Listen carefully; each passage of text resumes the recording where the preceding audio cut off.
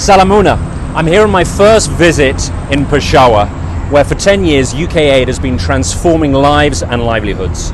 I'm very excited about the opportunity for further collaboration between the UK and Khyber Pakhtunkhwa province for three reasons.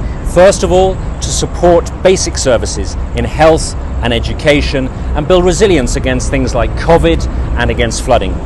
Second is to support peace, where with the start of peace negotiations in Doha on Afghanistan, we have a real opportunity to build greater regional connectivity and trade and work together against spoilers and enemies of peace. Third is to support inclusion and diversity, to ensure women are part of the economy and girls have a full 12 years of education. If we collaborate together on all of these areas, we'll build greater economic development, greater investment and more jobs.